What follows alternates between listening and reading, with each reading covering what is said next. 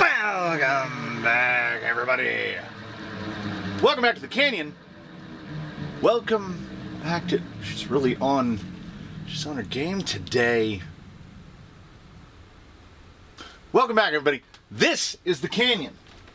This is Gumby, who is an optic. He is not an optic. The sum total of optic parts involved here is the cage, because I had wanted to build something under an optic cage because I saw potential there.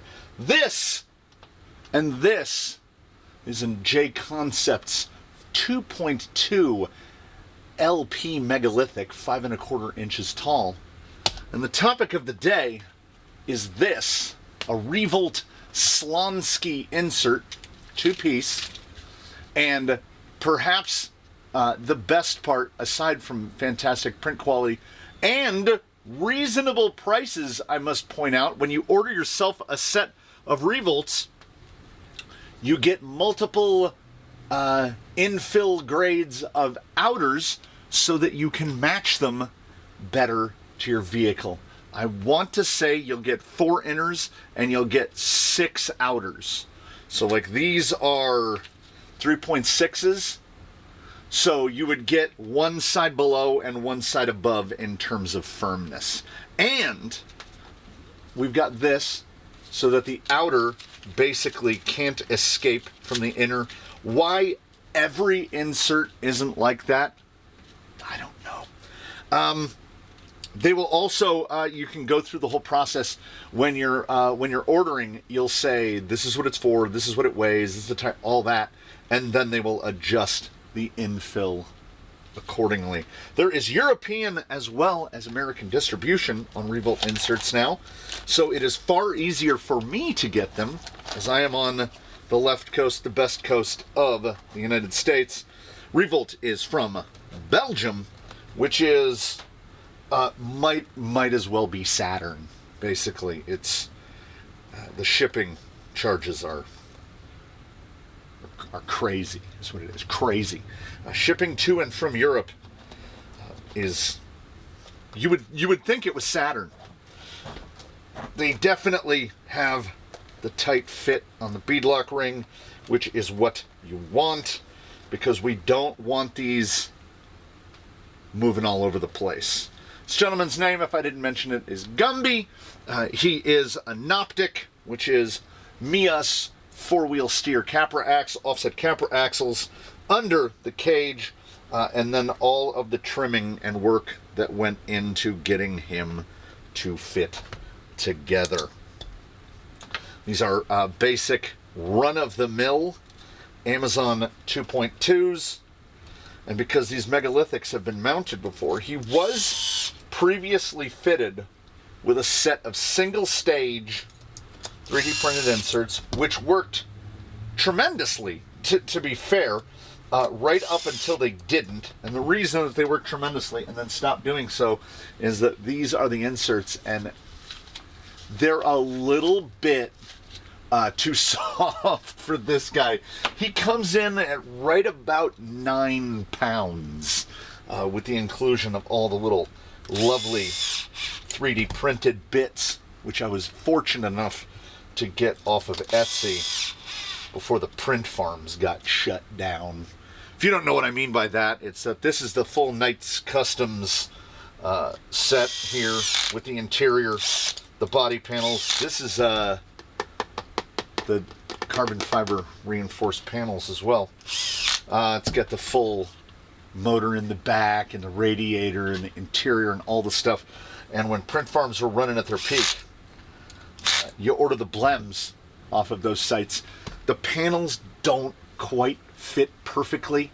Nothing is quite perfect.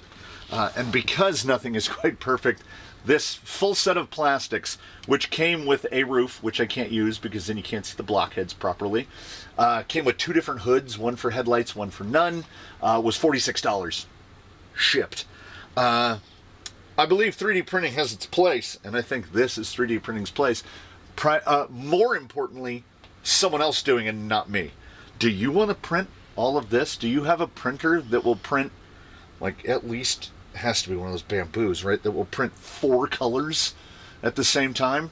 This is not like marker. It's printed in silver and black. I don't have that. I don't want to print this. I'd like to buy it. Other side notes which may be relevant.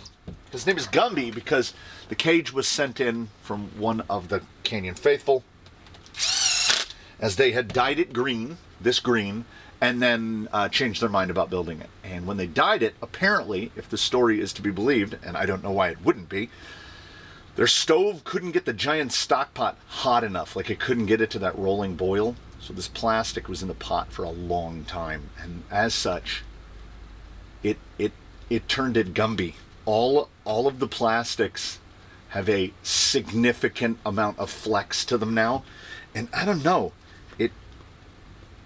it kind of appears to work. Like, it adds into the overall flex of it. Yeah, there's a little bit of panel fitment right there. I'm not mad about it. I'm not mad about it. It's $46. So inside Gumby is, if you can see it in there, that is an Artful Dodger's Fox Belly, which is a Element Stealth X turned onto its side. It fits, technically. And at the weight that this guy is putting down, at the PSI this guy was putting down, those inserts, the one that I previously held up, would go, unsurprisingly, would go full bag. Meaning that the rim was basically touching the ground when it was sitting level. For whatever reason, I don't know if it's the width, I don't know if it's a combination of other factors combining, but like, it worked. Like, even on the side hill, it didn't get really bad. What would happen is, under moments of weight transfer of the extreme order, the fronts, which were effectively overwhelmed simply existing, the fronts would just completely collapse, and he would kind of fall down a lot in those moments where you didn't want him to fall down. I mean, you never want him to fall down, but he would get really out of hand. He is, of course, the Mia's 4-wheel steer, set up in the way that you can't have, the best imaginable way. Airtronics MT4. This is named the lever. The lever has this much throw and a detent, and it beeps when it's centered. It is the ultimate 4-wheel steer solution, in my estimation. And what we're looking for is, we're looking for right about that. We're looking for just that right amount of deflection that this guy will stay in shape but not lose the forward drive that he once had. He had an immense amount of forward drive because, as I pointed out, the insert was like far, far too soft for a vehicle this weight. Those inserts will go into a tire for a vehicle that weighs about just over half what this guy weighs, and they should be tremendous. So, nothing to do. How's he sitting today? Perfect. These are also Losi. These are also Losi shocks from the Losi Comp Crawler, and they are fantastic. Gumby was a guy that incidentally went from, here's an idea I have to cram a bunch of parts together. Like, I pushed this axle out as much as I could, and I pushed this axle back as much as I could, because the primary problem of an optic is that it uses Phoenix rear lower links for all of its lower links, meaning it has equal length links front and rear. We have added just 10 millimeters. There's 10 millimeters more link on the rear than there is on the front. And let me tell you something, that 10 millimeters is enormous. And also, now that it doesn't have a VFD in it, there's just a giant, there's a giant hole of nothing up in the middle there. So his CG is low, and what he needed was, he needed a real proper insert. Because as I said, around that 9-pound mark, and when he would get over to here, even those 3D printed guys that were in here before, the single stages, when you get way out on that edge, you just couldn't hold it. So, the ReVolt Slonski should be the absolute peanut butter and jelly jam here. Can he do it? I don't think he can do it. He can't do it. So, I don't know. It's all speculation right now. I grabbed... Here's the other ones. I grabbed the outers that I guesstimated to be correct. I have 1 step firmer in the rear, or, depending on how you like to look at it, 1 step softer in the front. And we're going to see how it does. My hopes are exceptionally high, because sitting here looking at him on the bench right now, that's pretty much a perfect amount of deflection right there, just sitting static. So, as long as we haven't murdered forward drive, and as long as it keeps us tidy on side loading maneuvers, which can get hairy in four-wheel steer because you can do this. So now the wheelbase got longer on this side and shorter on this side. So if you're on a side hill and you do this, you tend to fall down because you went shorter wheelbase on the side that's loaded. So we're asking a lot of old Slonski here, but my hopes I think are appropriately high. We have minimal takeaways from the drive back, and I honestly, if it were not for full hands, I contemplated whether or not I should even drive it back. I have a Ovonic 1300. Huvo? Ovonic? Pretty sure it's an Ovonic 1300. Tattoo? It's a 3S 1300, which is the only pack, that's the biggest pack I can fit in this guy due to the Fox belly. So he's fitted with an 850. That 850 will not run 9 pounds very long. Fusion Pro in there and 2 AGFRC SA75s. So we're consuming a lot of pixies. Nevertheless, on the drive back, before he had a underinflated tires on pavement sound, that like, and now pretty much gone. So what do we want to see? We want to see a world of zero hesitations. I don't want to see slippages. Yes. Now, I don't know. Microphone, noise canceling, very good. There was a little bit of this like, that's the underdrive. That's the big underdrive, overdrive. We're over 20%. As a matter of fact, I want to say we're over 30% on this guy. I want to say like 32%. Oh, ain't nothing wrong with that at all. It is, I mean, if you want to talk about living in luxury, let's talk about things that are important. There are not enough options for us on the market for four-wheel steer solutions. And it pains me that the solution that in my hand is from, 2008?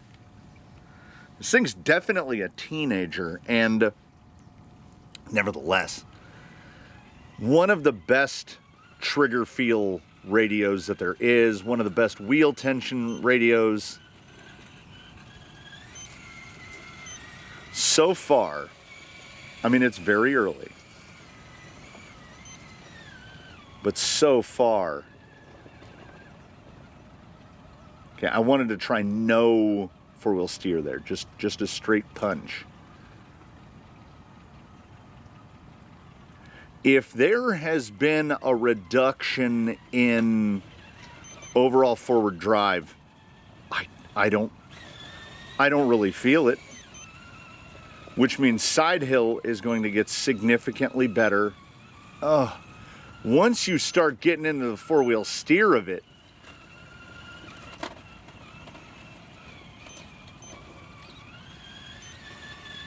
my brain went non-four-wheel steer there for a moment. Just gotta find that spot. There it is. The only thing that could honestly make it better is nothing to do with the insert at all. The only thing that could make it better is if the lever was self-centering. That would be it. Because then I wouldn't have to hear the beep. Not that, I mean, the beep is certainly not a deal breaker.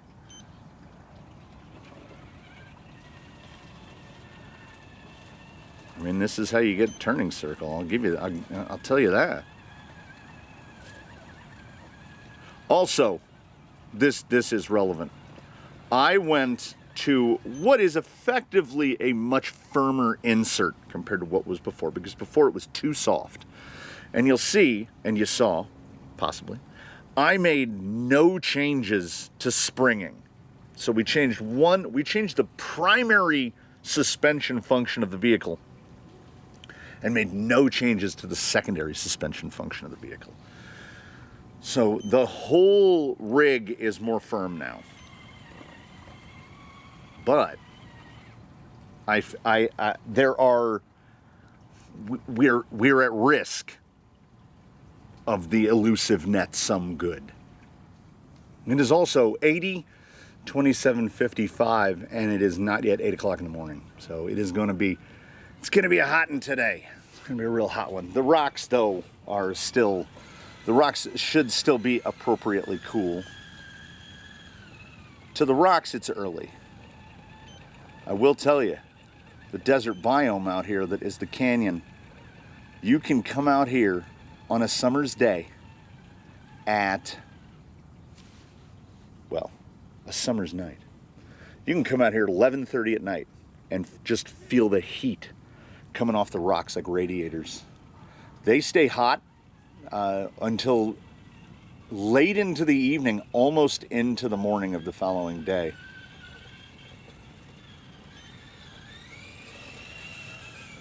Some folks have issues with getting reverse right. I have issues with my four-wheel steer brain kicking into activation when I'm driving towards myself. Ooh, that was too much. That was too much. Come back down and reset. I put way too much sauce on that. I wanted to get through there, and then I wanted to go right here and there. Yeah. See, it's not a deal breaker, but I mean, it is a lot of beeping.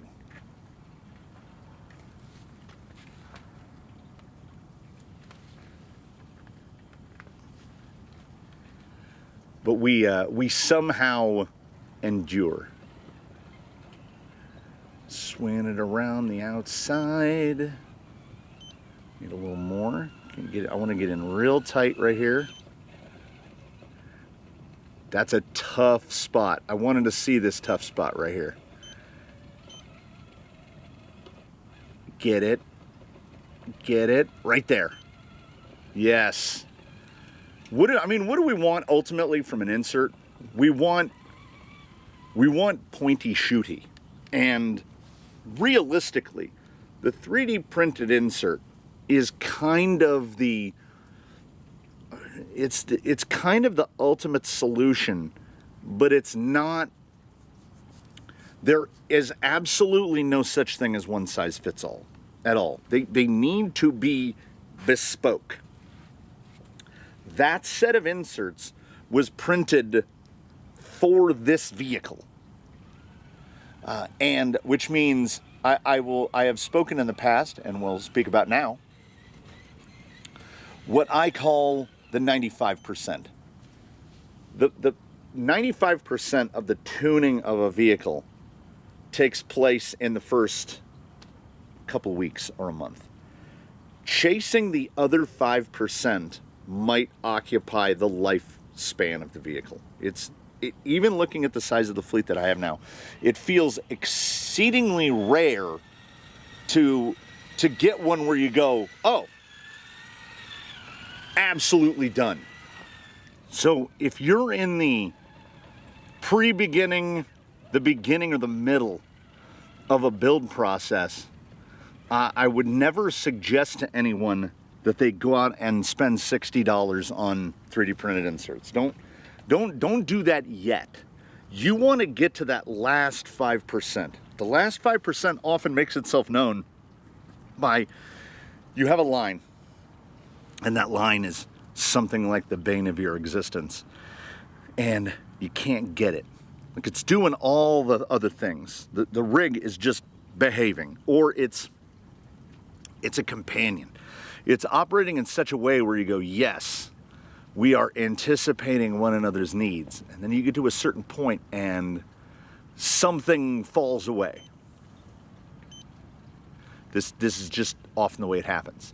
So you begin doing the mental gymnastics. You begin doing those calculations where you're like, I need more side hill support, but I don't want to compromise too much of my forward drive. I don't want to increase stability to a point where now I'm not driving forward.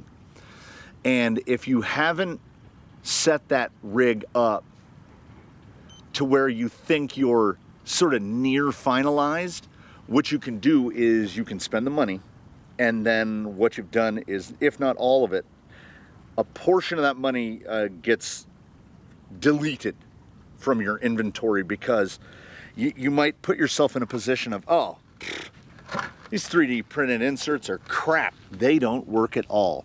Well, I have found that more often than not, that is not the case. I have found, in my experience over time here, I have found a couple of sets of 3D printed inserts that, try as I may and try as I might, I could not get them to work. They did not cooperate with any platform. As I said, there is no such thing as one size fits all. So the craftsmanship of making them is important. So I have a fairly small number of 3D printed insert makers that I go with. ReVolt is probably up at the is definitely up at the top in terms of running the most inserts from that maker, because they are done correctly. As I said about the concave inner so that the outer can't slide around, getting multiple different outers, which I prefer so strongly over things like tuning rods that I can't even accurately express. I can't adequately express how much I prefer just changing the outer part. Also, I could be wrong, but to my knowledge, all of the ReVolt inserts are dual stage, and that is the way to do it, because then you have an inner and you can just swap your outers out. I don't know if it's part of their current process, but if it isn't, maybe I'll plant the seed. I'm not sure if you can order just outers, but if you do jump the gun and pull that trigger too soon and order yourself some inserts and then make a laundry list of changes and your vehicle gets much heavier or much lighter, and now you don't have an outer that is the correct density, you might be able to get new outers of a correct density for whatever that cost would work out to. I'm not on the business side of the operation, because I do like to support an independent maker whenever possible. You know, there are people that, I don't know how to phrase this. I like to support the hobbyist. There are folk out there like myself who participate in the hobby as a mechanism to maintain the hobby. Does that make sense? So I'm on board for makers like that, which is why I talk about Zoku as often as I do, and I talk about ReVolt, because they are independent makers who are. And I don't want this to sound like a sales pitch. This is not a sponsored deal. they make their passions into products. And I don't want that to sound like, here's a little bit of a side note nestled here inside of a Quickview. People have asked me in the past to do a tier list of aftermarket chassis. All right, so you've all of the usual suspects. And the reason that I have been reticent to do that is because there are some brands, whether they be independents or bigger, or began as independents and got bigger, or are maybe still just independents now. There are some brands that I don't really have anything positive to say about. My stand would be neutral at best.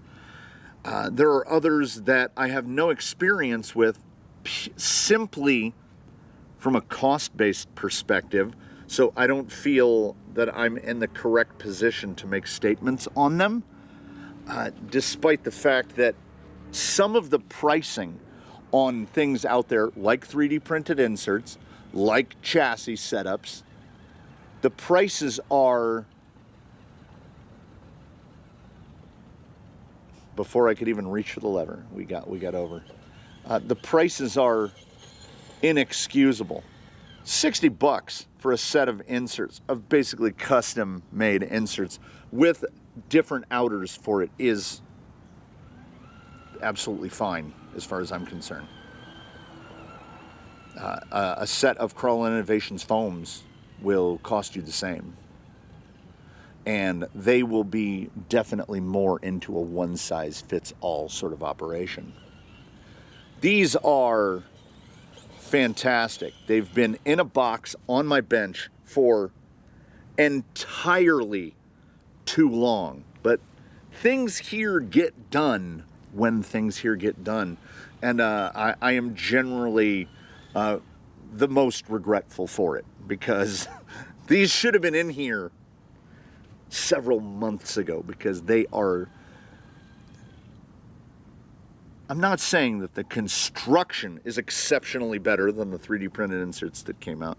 I'm saying that they fit this vehicle because they were made for this vehicle. And if you order them from ReVolt, whether you be in Europe or if you order them from the US distribution of ReVolt, you're going to get an insert that perfectly matches your vehicle, provided that you order it at the correct point in the life cycle of your vehicle. Get it sorted. This guy sorted himself out pretty easily, and it was kind of inevitable that he did as well, because there are no mounting options for links or shocks or anything on an optic cage, so we were really quite limited and had to choose the wheelbase based on the cage itself, and we just sort of incidentally ended up with something that worked nearly as well as I wanted it to. And the final piece of that puzzle was a set of inserts made specifically for the vehicle, and there they are. Will I change these? No. Will I change anything on that vehicle?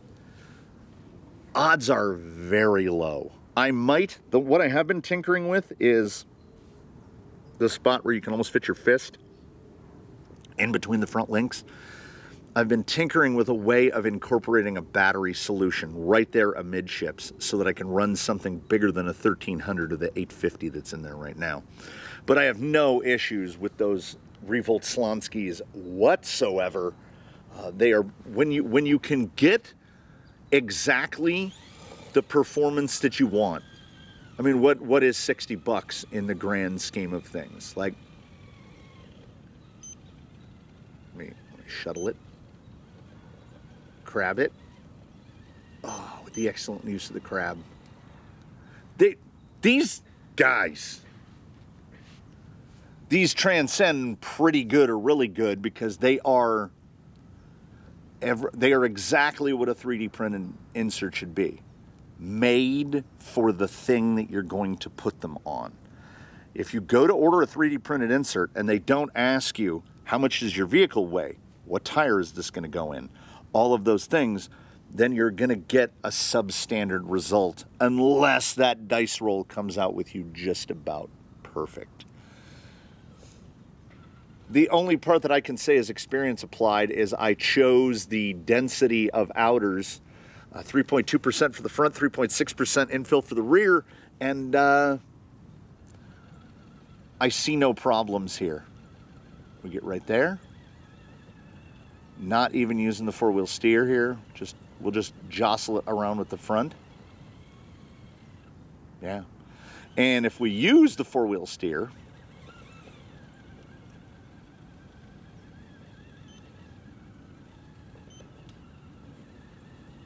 it just